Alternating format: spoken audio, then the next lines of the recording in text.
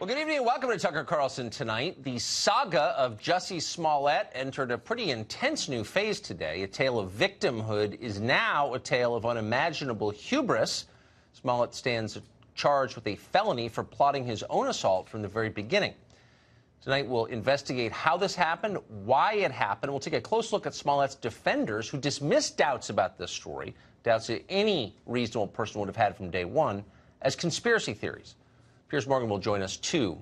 But first, a rundown of everything that's happened today in Chicago. And for that, we are joined by Fox's Trace Gallagher. Trace? And, Tucker, the media presence was immense for the Jussie Smollett bond hearing, but in the end, the courtroom drama could not hold a candle to what happened outside. In fact, while Smollett was settling up his $100,000 bond, a prosecutor from the Cook County State Attorney's Office spent 20-plus minutes detailing the entire case, including statements from the brothers who claimed Smollett staged the whole thing. Watch. Smollett stated that he wanted them to appear to attack him on the evening of January 28, 2019, near his apartment building in Streeterville. Defendant Smollett also stated he wanted the brothers to catch his attention by calling him an Empire F, Empire N. Chicago Police Superintendent Eddie Johnson, who was deferential to Smollett's initial claim, also lashed out today, saying he was offended by the actor's actions. Watch. How can an individual who's been embraced by the city of Chicago turn around and slap everyone in this city in the face by making these false claims? And as Chicago Tribune columnist John Cass points out, Chicago police solve about 17% of the city's thousands of homicides. Yet, even with the department's thin resources, 24 investigators were assigned to the Smollett case. And today, Superintendent Johnson cited that. Watch. As I look out into the crowd, I just wish that the families of gun violence in this city got this much attention, because that's who really deserves the amount of attention that we're giving to this particular incident. Johnson went on to say that he realizes the city of Chicago has a racial divide and that it's hard for the city and country to come together. He also wonders how this might impact future cases. Listen. My concern is that hate crimes will now publicly be met with a level of skepticism that previously didn't happen. And we should note Smollett could also face federal charges for allegedly sending himself a phony threat letter containing white powder, which turned out to be Tylenol. His next court appearance, March 14th. Tucker. Trace Gallagher, thanks for that. Well, there is at least one big unanswered question in the case of Jussie Smollett tonight. Why did this happen?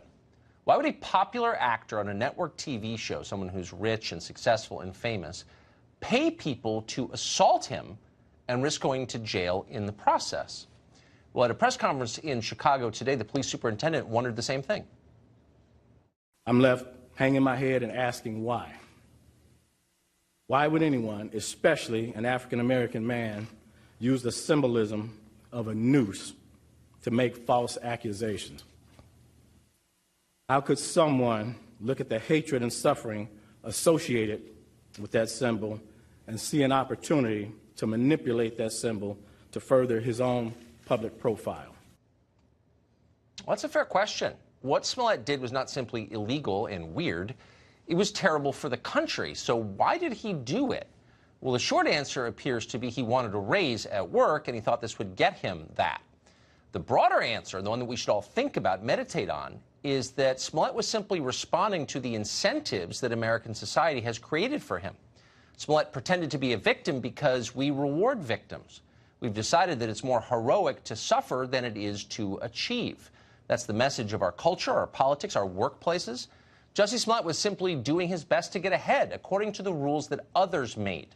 And in fact, had his hoax succeeded, there is no doubt Smollett would have been richly rewarded for it. He'd probably get a significant bump in pay and an extended segment on Colbert. He would have been a hero.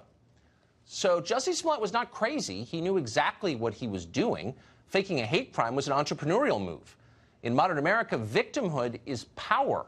That's why so many powerful people claim it. It's why Elizabeth Warren pretended to be an American Indian.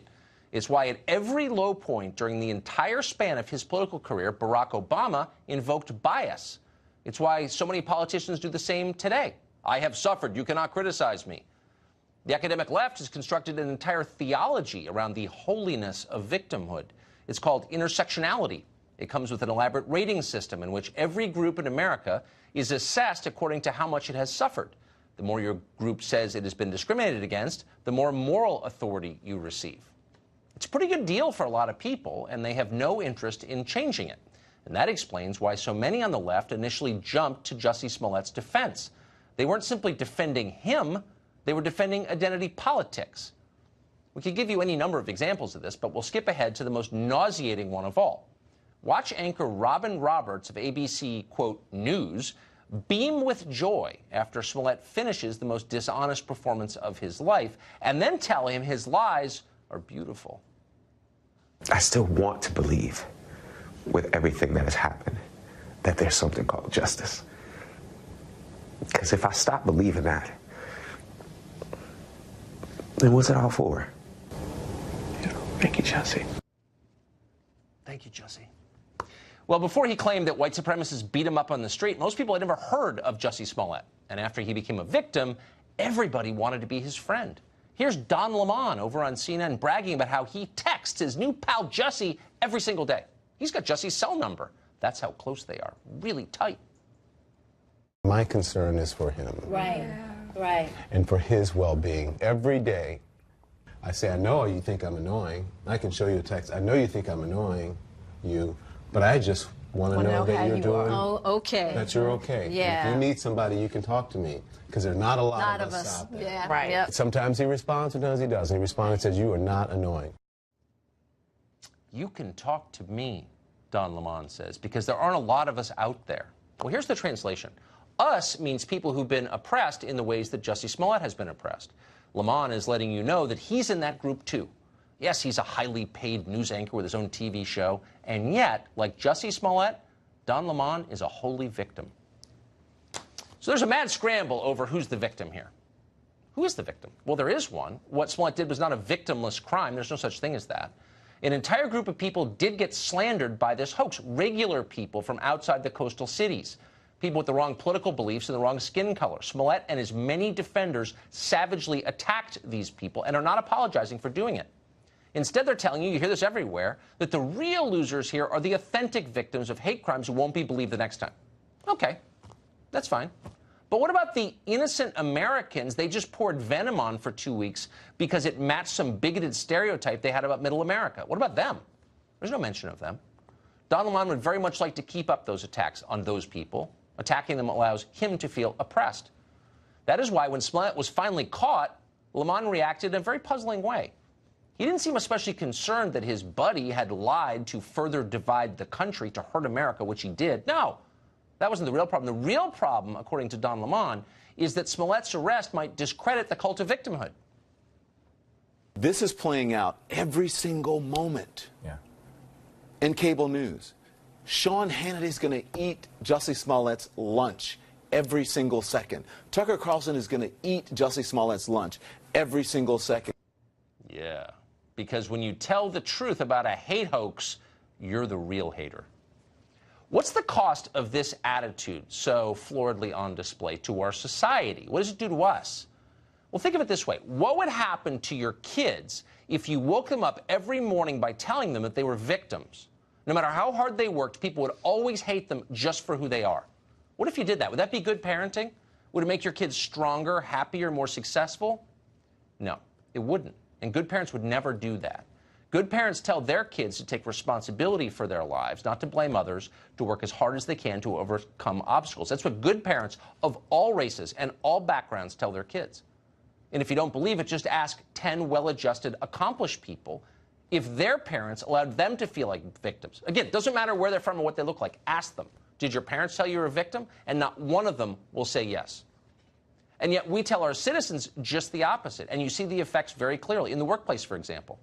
In the years after the 2008 recession, there was an enormous surge of claims of workplace bias of all kinds. There is still no evidence that bigotry itself increased at all during those years. And yet when people felt threatened by a teetering economy, they knew that claiming victimhood status would give them an advantage. Can you blame them? No, you really can't. Not really. They didn't write the rules of our society. They're just following the rules that people like Don Lemon wrote. but at great cost. Piers Morgan is editor-at-large of DailyMail.com and a keen observer of everything that happens in the world. He joins us today. So, Piers, as a guy who's been in the news business for a long time, you must be wondering, why were the reporters following this the most credulous of all? Why didn't they smell a rat? Well, it was the perfect storm, wasn't it, Tucker? This is where the victimhood culture that you so brilliantly articulated there meets Trump derangement syndrome, this disease which has afflicted so many, particularly liberal celebrities. And I think in Jussie Smollett, you had greed as a motivation, but you also had, he wanted to be a celebrity victim, as you said. He wanted people to feel sorry for him, to like him, to retweet him. But also he wanted to use the prism of his hatred for Donald Trump and all things Trump as the bedrock for this. They had to be two white Trump supporters in Making America Great caps who attacked him, because he knew that that would be the perfect vehicle to turn him into American hero. That actually, if he was attacked by Trump supporters who lynched him, or tried to lynch him with a noose and really, you know, committed one of the worst hate crimes imaginable, then Jussie Smollett would become a hero, and he would be a heroic victim. And in fact, he went further. In the Robin Roberts interview, he said that he fought back against these two guys. Well, we've now seen the size of them. These are two very big men. And our hero, Jussie, fought back. So he's a victim, but a hero who also fought back. And I look at this whole story. I tweet every day, all day. And I write columns 2-3 times a week. I didn't say a word about this, Tucker, from the moment the story broke. I didn't know. Something about this stank from the moment it happened. And I just stayed very quiet. I waited and I watched and I waited and I watched. And all the time, more and more stuff came out, from him not releasing his phone to then releasing redacted records to so on and so on. And slowly but surely, the real story built up. And this guy had completely invented the whole attack. He'd staged it. He'd roped in his friends to do this. And I'm sorry, but I've already seen on social media people starting to feel sorry for this guy. You know, we should cut him some slack. He's got mental health issues. That's always the first refuse of excuse for this kind of behavior. He's not mentally ill. He's greedy. And he's somebody who was craving attention. And a lot of the media, as I think is very apparent from this story, a lot of the mainstream media in America have gone so full-on anti-Trump that they were prepared to suspend all journalistic integrity and credibility in the way they reported this story by just believing every word this guy said. And they did it, Tucker, because we're now in a culture where my truth is perceived to be the truth. And it's not. Time and again now we see people where their truth, their idea of a truth, is a complete lie. Jussie Smollett claimed to have been effectively lynched. Everybody followed up with this. All the top Democrats were tweeting, Kamala Harris to Cory Booker. It was a lynching. You know, they were trying to lynch this guy. But it wasn't. The only thing that was lynched was the truth. That's right. And the press abetted it, the channel that you and I once worked at, among them. Piers Morgan, such a smart summation, as always. It's great to see you. Thank you very much. Good to see you. We've got more in this story now. We'll be joined later in the show by Dan Bongino and Chadwick Moore for even more on why this happened, what it means, and what happens next. That's in just a bit. We live in the age of the woke billionaire. Bet you never thought you'd live to see that. We're seeing it. Why are the biggest winners in our economic system endorsing socialism for America? There's a reason for that, and we'll tell you what it is after the break.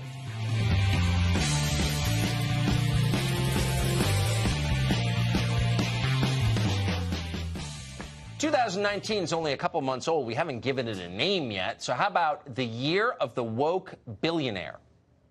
Sit back and watch as the Democratic presidential candidates simultaneously jockey to establish the most left-wing possible credentials, and at the very same time feverishly suck up to the super-rich to fund their campaigns.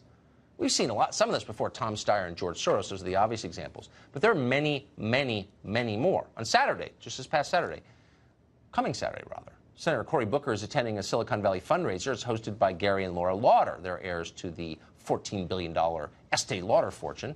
Kamala Harris just had a fundraiser in Beverly Hills that was attended by an army of wealthy studio execs. Kirsten Gillibrand didn't even start her campaign for president before asking the permission of Wall Street. So what's the message? Rich people are highly progressive now.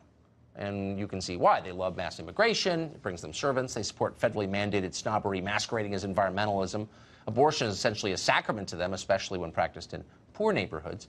But here's the confusing part. These are, by definition, affluent people, and yet increasingly, confiscatory tax rates are a rallying cry for the Democratic Party. So why are billionaires so eager to back candidates who want to seize their assets to fund new entitlements? This is confusing. Here's one reason. Billionaires understand that they will never have to pay those taxes. Why? Because the top federal income tax rate stops at about $500,000. So what's the difference between someone making $500,000 a year and someone making $50 million a year? The answer? The richer one can much more easily evade paying full freight, and they do. This group makes far more of their money on capital gains, which are taxed at only half the rate of your salary, and some of it's not even taxed at all. Under the 2017 tax law, investments in federally designated opportunity zones evade capital gains taxes entirely. One such opportunity zone, by the way, is right by the Army-Navy Country Club in Arlington, Virginia, one of America's richest zip codes. But even on their official tax returns, even on income, the richest Americans are paying less. According to the IRS, the top 1% of Americans pay about 27% of their income in taxes. But the top 10th of 1%, that's people who make $35 million a year, pay less than 26%. And the top 1,000th of a percent, the absolute richest, pay less than 24%. In other words, past a certain point, the richer you are, the less you pay. That's why billionaires back socialism. It doesn't cost them much. Dana Perino hosts the Daily Briefing with Dana Perino. She's also coming on later in the show on Final Exam with Greg Gutfeld. But for now, Dana, you're going to get him. I'm rooting for you, as you know. Thank you. Don't tell him. There is this really interesting dynamic where the party, the Democratic Party, is becoming openly socialist in some cases, but certainly embracing economic populism, but it's still funded by the richest segment of our society. How does that work? It is pretty interesting. And actually, to have Bernie Sanders launch his campaign in the week after basically another fellow Democratic socialist chased Amazon out of New York City, it put Bernie Sanders to the left of Mayor de Blasio and Governor Cuomo. It's not easy to do that. In some ways, I feel like Bernie has been a victim of his own success. He has won this war without even firing a shot. In 2016, he basically said, this is what I'm going to be for. He ran unabashedly on it, and he had a lot of support. And I think if the Democrats hadn't rigged their primary, he might have actually been the nominee. Perhaps good for him that he wasn't, because then he had time to let these ideas percolate. Do you think there would be an Alexandria Ocasio-Cortez in 2020 or 2019 if there had not been a Bernie Sanders in 2016? No, it's a good point. Absolutely not. And also, the other thing you have is you have Democratic candidates like Kamala Harris and Elizabeth Warren both taking great pains this week to say that they are not socialists. They are capitalists, and they have to explain it. But you have to ask yourself, is it a distinction without a difference? If you are talking about free health care for all, free college for all, unabashedly bashing the financial institutions, and promising lots of things that are going to look like a socialist country, that is why the Democrats find themselves already in February of 2019 on the losing end of a debate with Donald Trump. Are they, we're almost out of time, but I'm just interested, since you're steeped in the numbers, are they going to lose that debate? I mean, they'll lose it as far as I'm concerned, but is the public on the side of capitalism or socialism? Sincere question. Well, I actually think that Karl Rove has talked about this for a while, and he's right. If younger people in America say that they more align with socialism, we should take them seriously. Just this week, Tucker, we found that most people in America could not pass a basic citizenship test that immigrants have to take in order to get a chance to live here in America. So we have a lot of making up to do, but I do think that the country is still a center-right country, but conservatives, capitalists, people who do not want socialism have to try to make a very good case for it, because Bernie Sanders has a grassroots organization across the country willing to send him $25 over and over and over again. That makes a big difference. They're not just going to big donors and billionaires to get funding, even though they do that too. They have support all across the country, and people should take that very seriously. Yeah, they should take it. I couldn't agree more. There's a reason people feel that way. Dana Perino, it's great to see you, as always, and we're going to see you in just a minute. Okay. Well, the Democratic Party is changing very fast, as you know. We try to chronicle it on this show. They're for socialism now. They're also embracing reparations for slavery. something that people have talked about in the fringes. No big candidate has ever endorsed it. A bunch did just in the last week. That's next.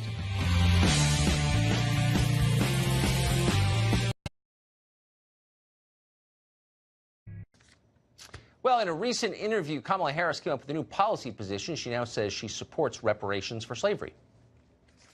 We have got to address that. Again, it's back to the inequities. Look, America has a history of 200 years of slavery. Mm-hmm. People aren't starting out on the same base in terms of their ability to succeed. And so we have got to recognize that and give people a lift up. So you are for some type of Yes, I am. reparation? Okay. Yes, I am. There used to be an eccentric opinion. Suddenly, lots of people seem to have it, not just Kamala Harris. Just today, Senator Elizabeth Warren, maybe under the influence of peyote, said that she also supports reparations. So did Julian Castro. Just 2 years ago, keep in mind, Bernie Sanders and Hillary Clinton were both asked about this, and both said they opposed it. 5 years from now, we'll be tearing down statues for taking that position, but that's where we are today. Author and columnist Mark Steyn has been following this and joins us tonight. Seems like things are moving kind of fast, Mark.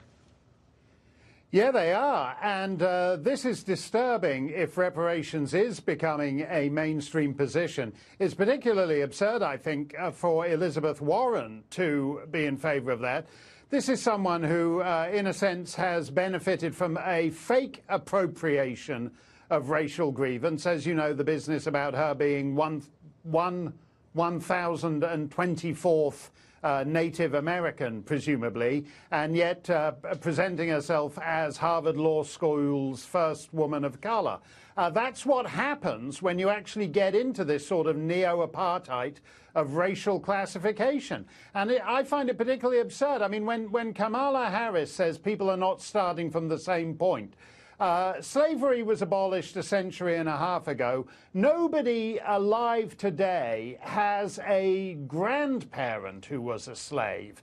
And in that sense, I think you reach a point where, you know, you need to move on. I mean, the reparations thing eventually, as the decades go by, becomes ridiculous. I'm Canadian. I think you guys should give us reparations, because if you hadn't had the revolution, we'd have the whole continent would now be Canada. And if you were going to steal our land from us and drive the loyalists out, Tucker, you could at least have divided the continent east-west so that we Canadians weren't holed up in the coal bit. Which half would you take? Yeah, well, exactly. I think I'd have the half without the Californian presidential candidates in it, I think that's right. On balance, or maybe the bit in the middle, and you guys could have the two coasts. But the point here is this is nothing real. This is nothing real to the lived experience of people of all kinds of identities today. And certainly not to Kamala. Kamala Harris has a Jamaican father and an Indian mother. And I don't know whether it's the identity politics, as her father was suggesting earlier today. I don't know whether it's this whole identity politics obsession that means she has to feel she has to genuflect to this, because her own experience is in fact entirely apart from the African American slave experience. It's also bad, though. It's really divisive. Mark Steyn, great to see you. Thank you for that. Divisive. It is. Thanks a lot, Tucker. See ya. Time now for final exam. Two contestants create chaos on set during their last match off. Will face off again. Get ready for Dana Perino and Greg Gutfeld in this week's news quiz. See if you can beat them. We'll be right back.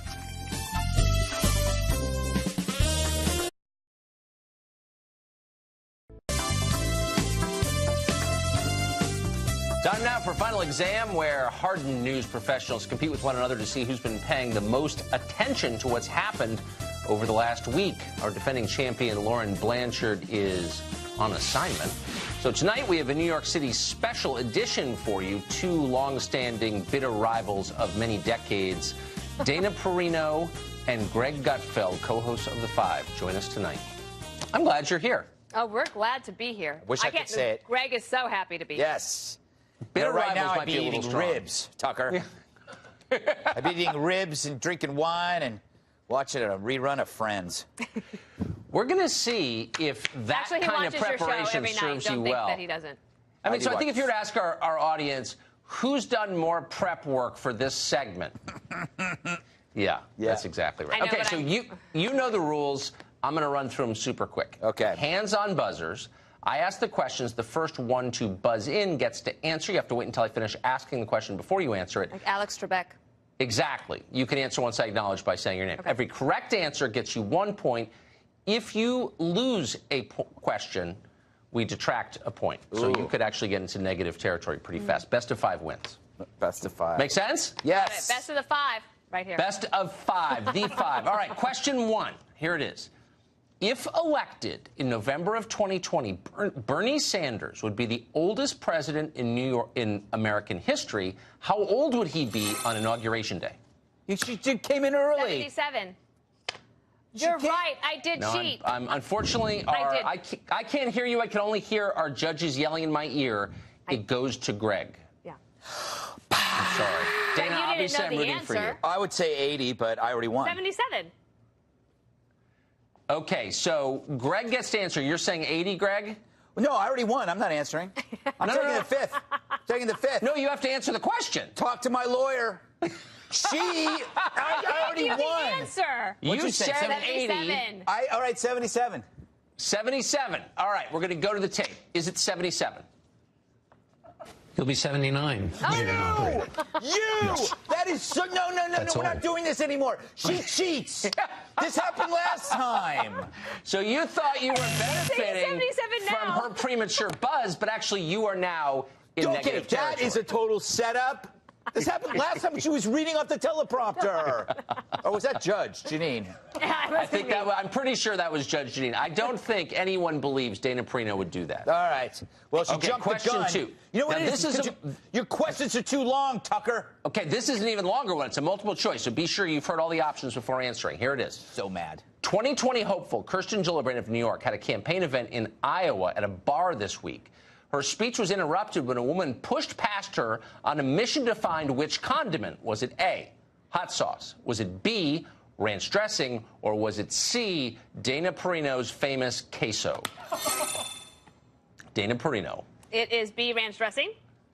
Is it B? It wasn't your famous queso. Is it B, ranch dressing? To the tape we go. Base and the grassroots care about trying. Sorry, I'm just trying to get some ranch. Go ahead. Just wanted some ranch. Just Well, like look at everybody. that. Look at that. You are That was so easy because no one's going to go for Dana's queso. No one. That looks I like a don't know. corpse. Actually, that was my guess. You never know at a Gillibrand campaign event. All right, question 3. A Democratic congressman became a bit of a laughingstock in digital world yesterday on Twitter. This congressman bragged to his followers that he walked an entire extra block to get his coffee. This was an effort to boycott Trump Tower. Who was it? Greg Swalwell. Swalwell. Are you going to give that to him? Yes. Are you going to give I'm that mocking his name. I'm not Eric sure I know what that means. Swalwell. Let's see if your answer matches our tape. All right, Eric Swalwell, California Democrat. wow. He turned a trip to go to Starbucks into this political statement, tweeting this. It's snowing in New York. I need coffee. The closest cafe is inside Trump Tower. This is me walking to an alternative. They're giving it to you, even though you sound like the parents in a Peanut cartoon. That is just I was mocking his name. They're trying to appease you. That's good enough. No, I don't think they are. That is good enough. You are back. I think you're back to 0. Congratulations. Story of my life. All right, question 4. If you looked up at the night sky this week, if you didn't live in New York City, for example, you may have seen an interesting lunar spectacle. The winter moon appeared extra bright because it was thousands of miles closer to the Earth than it normally is. There's a name for this event, and the hint is it has something to do with winter weather.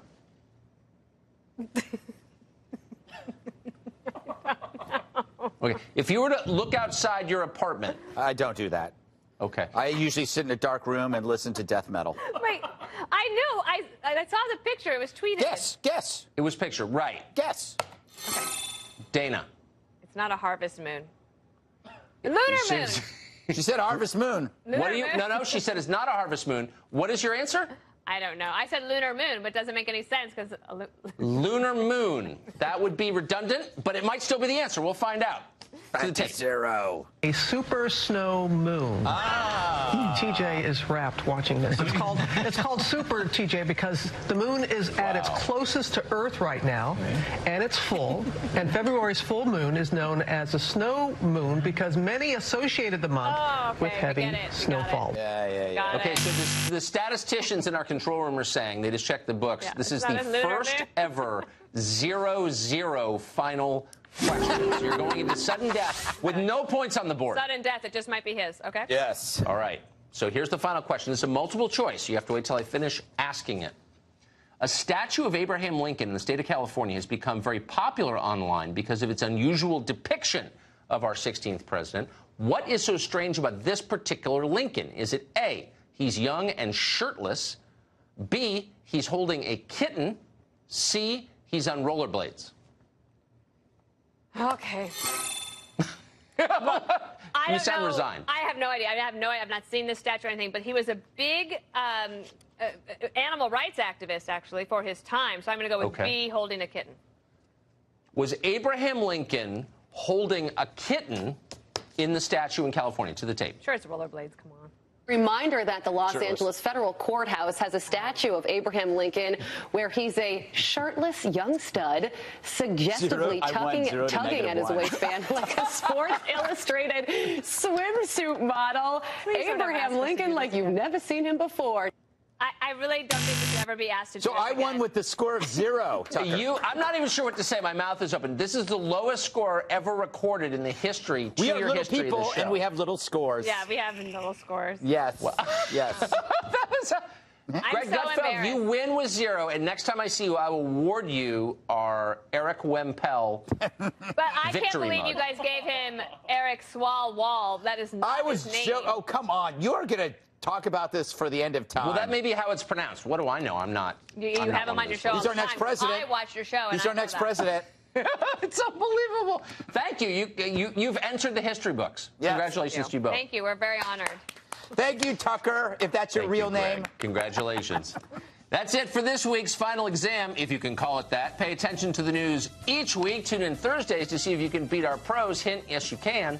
We'll be right back.